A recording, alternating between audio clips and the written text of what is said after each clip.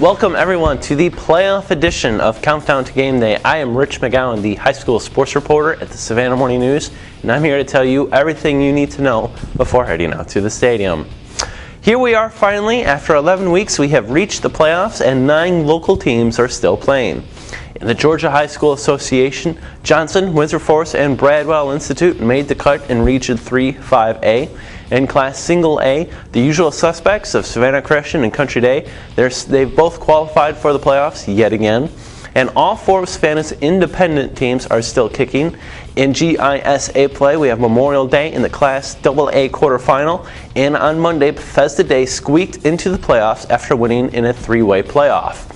And SCISA play, St. Andrews and Bible Baptist have advanced to the state semifinals in their respective classes.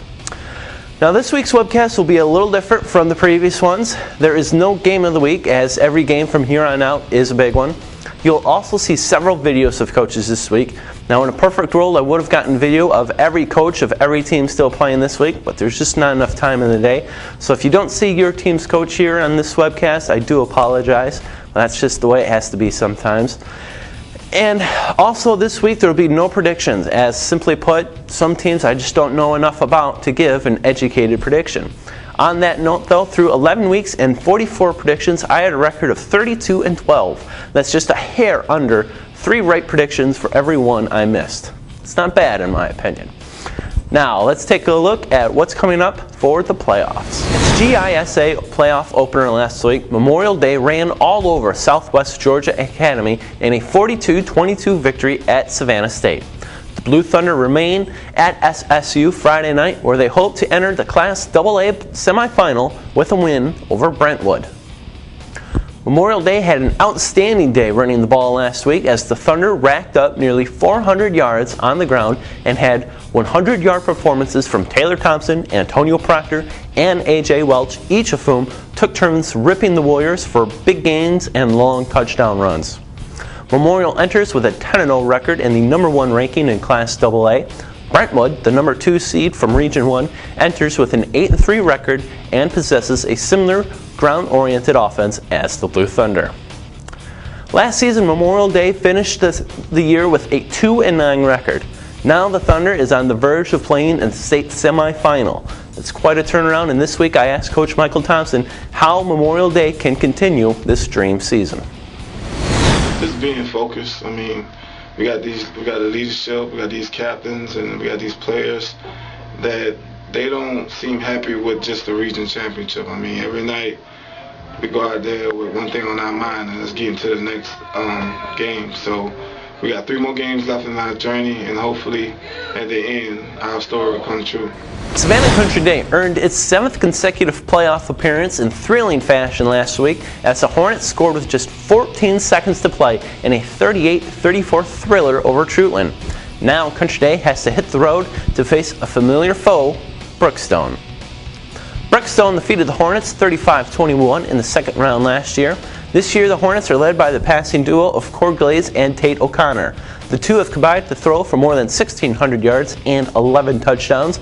And in last week's playoff clinching win, O'Connor completed 9 of 15 passes for 143 yards and 2 touchdowns, including the game-winning toss in the final seconds. This week I asked Coach Mike Carswell if entering the playoffs after such an exciting finish can have a carryover effect to Friday's meeting against Brookstone. I hope so.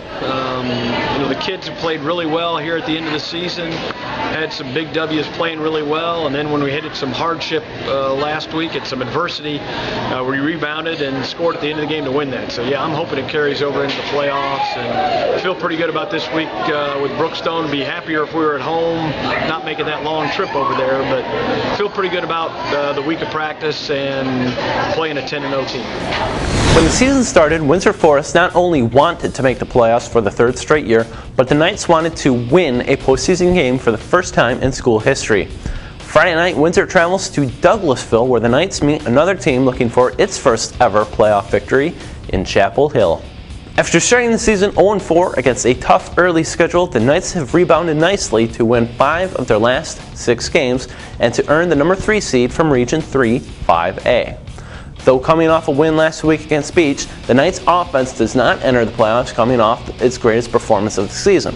After taking a quick 12-0 lead to start the game, the offense struggled for the rest of the night and failed to score even another point. The defense, however, responded with perhaps its best performance of the season, as the Knight defense limited the Bulldogs to just 65 yards of total offense. Chapel Hill, meanwhile, enters 8-2 and enjoying the best season of its 8-year history, and this is its first ever playoff appearance.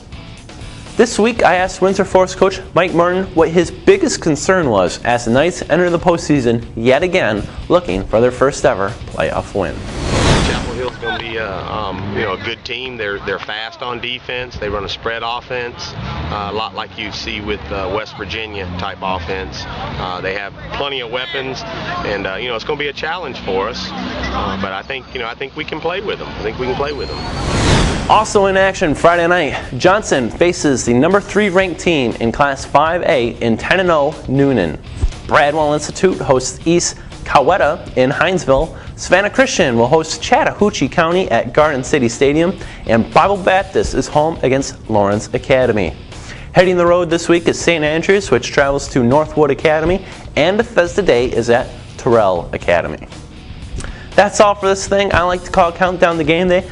I'd like to thank everyone for coming back and watching every week, and I also have to give big thanks to Joe Cozy and Jennifer Menster, who've edited this whole thing together all season long and have very kindly edited out all of my numerous flub takes throughout the season.